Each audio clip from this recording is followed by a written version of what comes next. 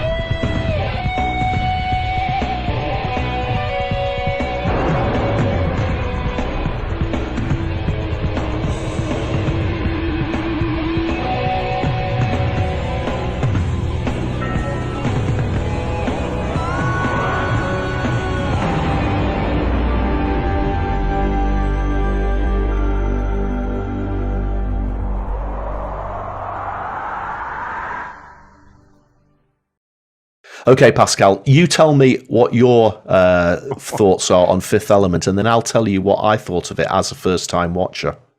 I'll be honest with you, this is a very important movie to me. 1997, I was there. I went 3 times at the cinema to go and see this film. Once in Newcastle with, Denise wasn't my wife then, but, twice in London with colleagues and so on. And there was a combination of things. There was once this feeling that this is going to be fun to watch. I mean, and more than once, clearly.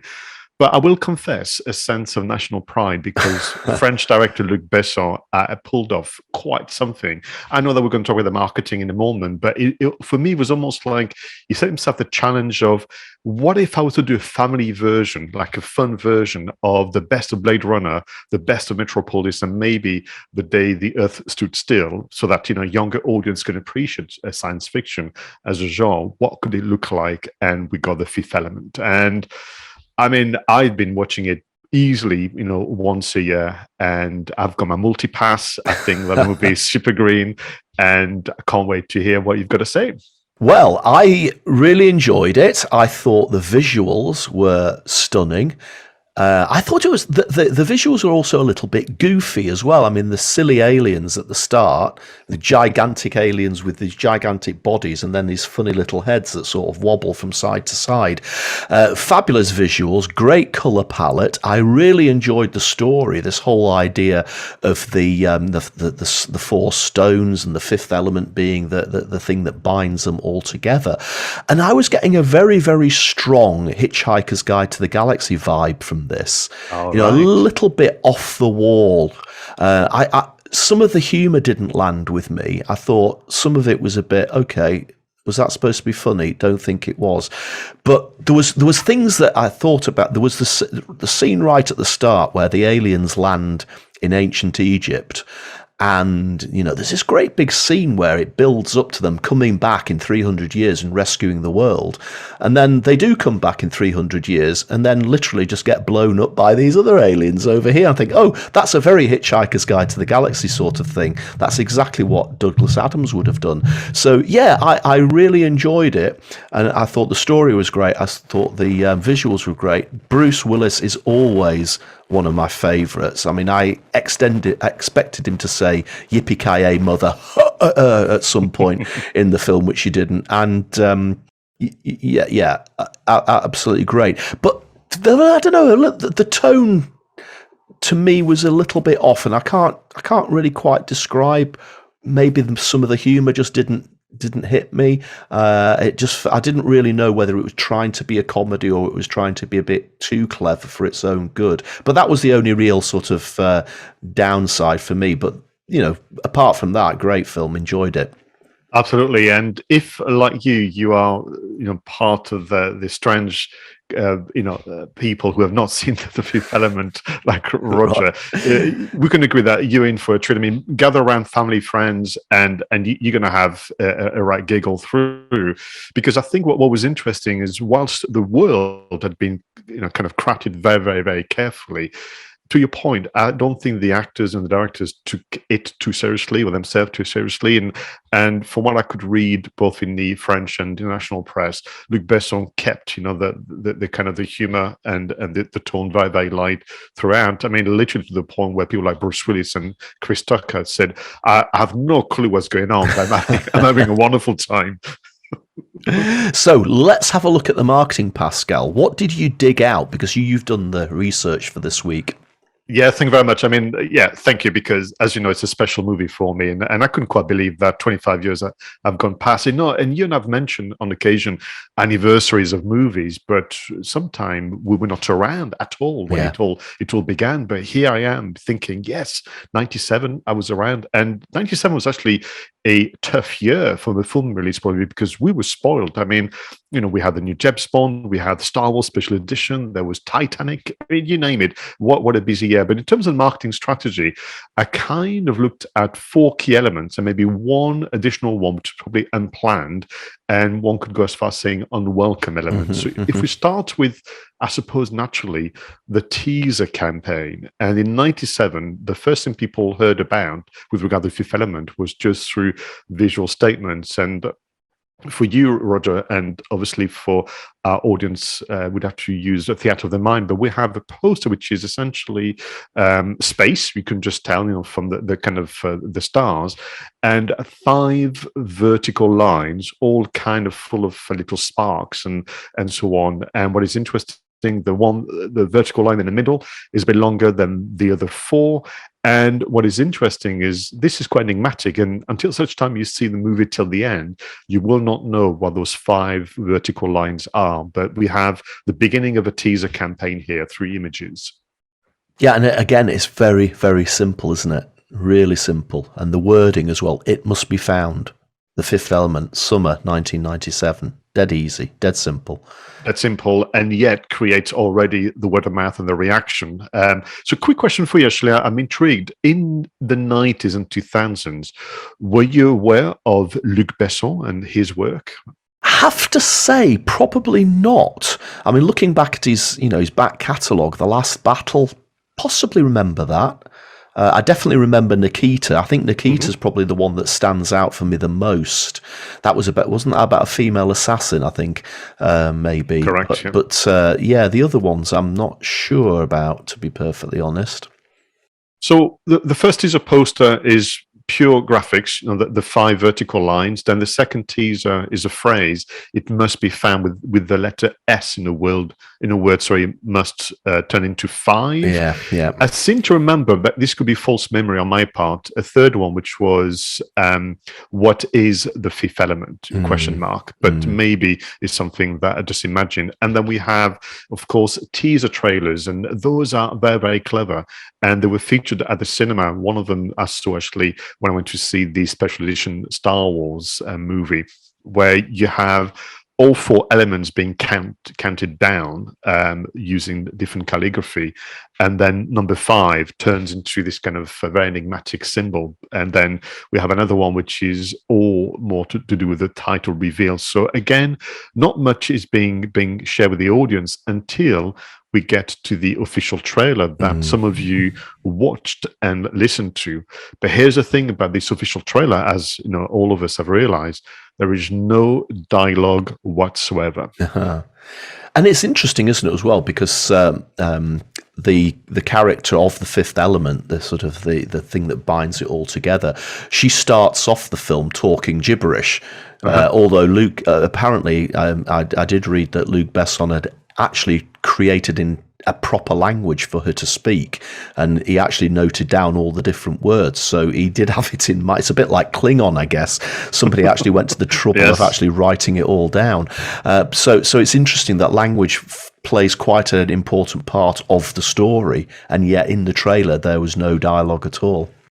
Which I think could be perceived as a smart move for promotion in non-English speaking territories. You know, so, and you just allow the visuals and the world, you know, we will know once you've seen the movie that you're transported into the 23rd century. And you've got all the characters and all the stars. I mean, certainly Bruce Willis will be known internationally, Gary Oldman.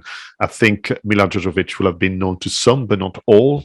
And what a tour de force, you know, when she essentially reveals the character of Lilu. And then following, of course, the official trailer, you have the official poster, which is the one that I remember the most. And what we have here really is showcasing the urban world, really, which is kind of interesting. We're back with the 5 vertical lines, and actually, you know, I remember this: a character is seen to be right in the center of that, you know, longer vertical line, and being the Fifth Element, of course.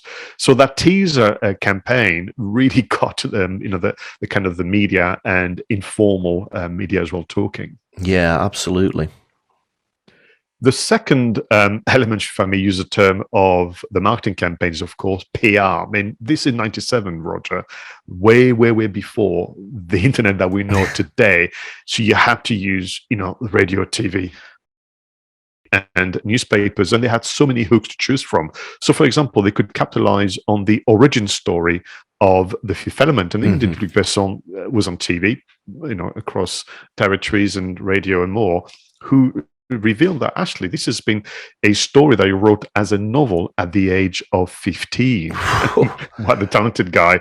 And it was only 10 years later when he began to, you know, work in film, they thought, oh, actually, maybe I could make the Fifth Element a film. His challenge was that because he'd been tinkering and adding more, he had a 400 pages manuscript. And he had to use the help of his partner, Mark Kamen, to take it down to a more sensible size. And, you know, the story goes that he'd written really the Fifth Element because he was bored one summer. And actually, the character in the original Fifth Element was him trying to escape, you know, the boredom of his world and discovering, obviously, and being taken to an adventure. And he was stuck about the Fifth Element until he was helping his younger sister complete homework and discovered that Plato, Greek philosopher, had actually come up with the idea of the 4 elements of water, earth, fire, and air, and the 5th element being the human being. Yeah, it's interesting. What is interesting, some of the visuals that you've dug out here, is that the visual design of the film was inspired by effectively comic book artists. Yeah, the two, Jean Mobius Giraud and Jean-Claude Mézières, are very, very famous in France and the rest of mainland Europe.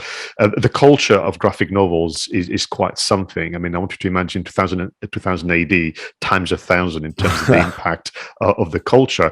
It's not dissimilar to what Peter Jackson would do years later with Lord of the Rings, using the services of Alan Lee and John Howe, you know, the original illustrators of Tolkien, to bring that in. And so, yeah, the second hook they could have used in addition to the origin story was the world of the Fifth Element. And talking about production, I put some visuals for you in the show notes so you could see their style and their work. But talking production, the costumes have been much talked about in the press from 97 onwards because, of course, you had the fashion designer Jean-Paul Gaultier working on it. And this is one of the areas where, to me, it looked a bit Hitchhiker's Guide to the Galaxy. I mean, I was thinking about the silly robots at the start, gigantic robots with funny little heads. And then the policemen have the most ridiculous uniforms, which were so bulky, and their helmets would have been so heavy that they wouldn't even have been able to walk in a straight line with them. But it was all part of the visual image of the film, and it works. But when you actually look at it, you think this is a bit ridiculous. You know, you would never design a uniform like that. No, absolutely, and interestingly, the uniform of the police officers you saw yesterday for the first time, they are part of a graphic novel from Yeah. Mobius. So for people like me, we were just cheering, thinking, "Oh my god!" I'm seeing some of the things I've read as a child on the big screen. Jean-Paul Gaultier is famous to have said that he will never work on a film like this ever again because he was exhausted. He said, "I pretty much didn't sleep for 6 months." He even got himself in a position where, do you remember the big scene when they arrive at the holiday destination, Yeah. and there's like a big banquet? No, there's the opera and everything else. He designed up to 900 costumes, and he My goodness. personally checked all of them every morning. My goodness. I mean, yeah, the costumes were pretty impressive, and the last few scenes, which was sat when the blue alien was singing, the opera singer, that was quite special. I thought that the costumes on display there were really impressive. So the other hook that they could use, and have used actually for the PR machine, was the music, the Fifth Element, with French composer Eric Serra. It will be known to you with Nikita, but also Goldeneye. Yeah. Remember Goldeneye, the music? And he's got a very unique style, if viewers and listeners know about him. He can combine classical instruments with modern sounds, and sometimes he almost sounds like somebody's banging on metal tubes and so on, and he brings all this together very, very neatly. Yeah. There was a few parts during the film. There was one I thought, oh, that music sounds a bit like Walking on the Moon by the Police. I'm sure it was a complete coincidence. But maybe he just got inspiration from songs like that. When we're talking about hooks of the PR machine, I mean, one that, of course, the press went for is the budget. In 1997, this cost roughly 90 million, and this was the most expensive European films ever made at the time. And he kind of kept that badge of honor for quite some time. It also remained the highest grossing French film in the international market for quite some time, until actually a comedy called the then Toucha, The Intouchables, in 2011. So in terms of its legacy and its impact in popular culture, it is quite something. And then, of course, as a hook, they've got to use the stars of The Fifth Element. Yeah, Bruce Willis. I mean, as I say, he will always be John McClane, but maybe this is the first film and the only film that not only has he still got hair, but it's blonde hair as opposed to dark hair, which I always associate with Bruce Willis. Now, if you wouldn't mind looking at the show notes, I prepared a few visuals for you. I put just for our viewers and listeners who want to see them. So you know what Bruce Willis looked like, obviously, in The Fifth Element. I've put a picture for you of Luc Besson at the premiere of The Fifth Element at Cannes Film Festival. Would you say that there is a bit of a resemblance between Luc Besson's hairdo and what he's wearing and Corbin Dallas? Yeah, I think maybe he was trying to layer himself over the top of Bruce's persona there. I remember that The Fifth Element was written as a story about Luc Besson himself, bored on Earth, leaving to a much better place. So I think there's a link there. So yes, all of them, Mila Jovovich, Gary Oldman, magazines literally covered them extensively, and that led to really quite a significant PR machine. Not to mention the layer of advertising for TV spots, radio spots, and so on.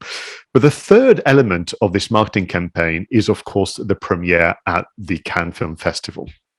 Yeah. Now, this film it received mixed response, didn't it?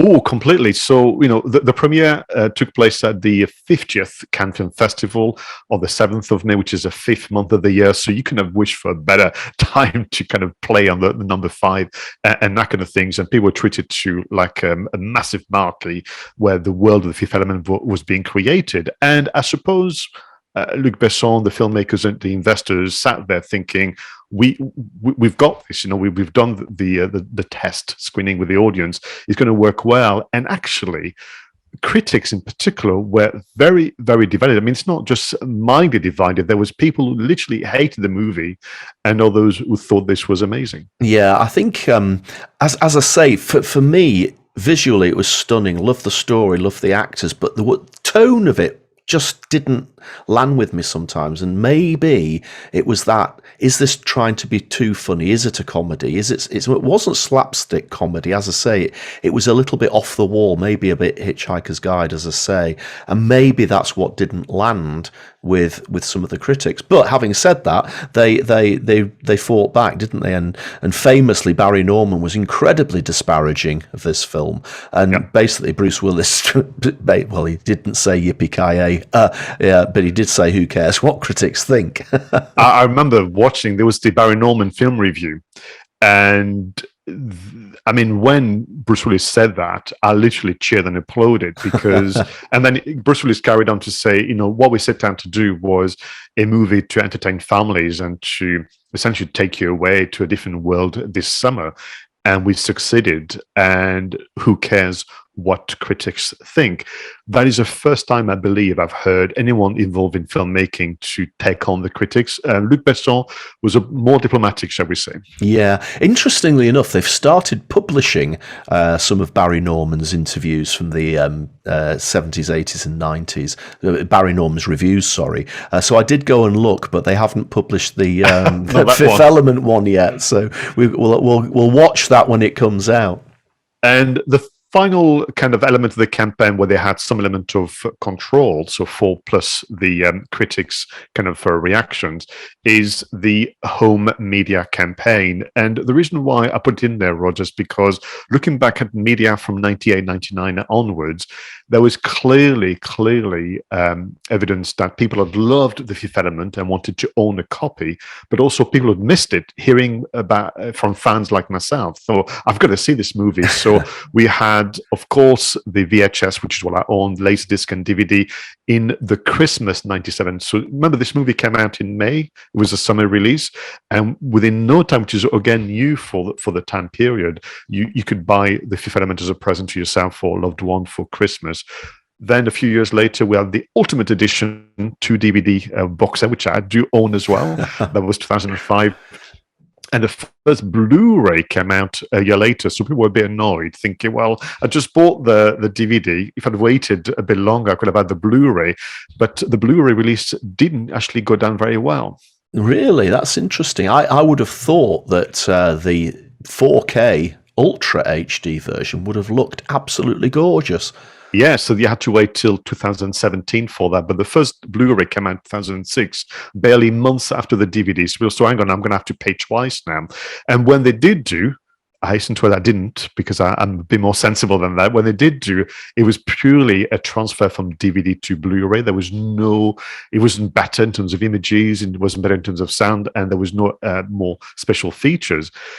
The complaint was so severe that actually Sony, for the first time, almost recalled the first batch of Blu-rays and released a new one a year later. Oh, that's interesting. So what have they got in store for the 25th anniversary? So we've had the pleasure of going through the anniversary campaign, the 10th anniversary, the 20th anniversary, and the 25th anniversary. And incredibly, bear in mind that the US in particular were very critical, and the film critics were very harsh on The Fifth Element. In the US, starting merely in a couple of weeks' time, they're going to have the screening of The Fifth Element in more than 800 cinemas, Roger. Wow. I mean, that's incredible, isn't it? And obviously, at the time of the original launch, I mean, Luc Besson, having spent so much time trying to get this film to the screen, must have been a bit disappointed with some of the reactions. But I guess now, 25 years later on, the fact that he's going to be packing out 800 cinemas must be making him feel pretty chuffed with himself, I would have thought. Oh, completely. And maybe there's a lesson for all content creators out there. I mean, Sony Pictures have got the rights to the movie now. I've even re-released a teaser trailer where actually they reveal more of the story. It's almost like, remember how much you enjoy Fifth Element, go back and buy the 4K or go to the cinema. There's even the imdb.com, which suggests to me, because they are owned by Amazon Prime, that we may have The Fifth Element on Amazon as well very, very soon. But personally, I'll be talking to my local cinema manager to say, can we have a screening of The Fifth Element? It's the anniversary. It's very, very, very important. So Listen, I can't thank you enough to agreeing to review the marketing Fifth Element, even though you'd never seen the movie until last night. And I thought it would be apt to maybe leave the final words to Luc Besson himself. He was interviewed for the 20th anniversary of the movie by the Nerdist, which is also one of my go-to film news website. And this is what Luc Besson said at the time. It's surprising because at the beginning, when the film opened in the US, the critics were awful. But I think the biggest pleasure for a director is getting to see that 20 years later, your film is still alive and goes from generation to generation. I have seen through the 20 years, 50-year-olds discovering the film for the first time, that's you, Roger, and then giving the DVD to a 12-year-old. I've seen all of that, and it's just amazing. I don't think I can top that in terms of finishing off this section of the show, Pascal, so I won't do that. I shall just finish the show, full stop. That was episode 79 of Two Geeks and a Marketing Podcast. And as always, it was absolutely great to talk about all the amazing content, all the amazing marketing, the tech, the apps, and of course, that really interesting film, The Fifth Element. And your enthusiasm for that film is absolutely infectious and boundless as always, Pascal. Thank you everybody so much for listening and watching to Two Geeks and a Marketing Podcast. We really do appreciate you watching and listening. And if you've got any feedback for us, if you want to give us any suggestions about what we should review, what we should talk about, any tech that we've missed, let us know. Leave us a comment on the YouTube channel, or you can use SpeakPipe to give us your feedback. Pascal, just remind me again, how do people use SpeakPipe? Yes, you go online, speakpipe.com/2 geeks and a marketing podcast. Fantastic. So until the next episode, thank you so much once again for watching or listening. Go out there and make sure that your marketing is done right. I was Roger Edwards and he was Pascal Fintoni.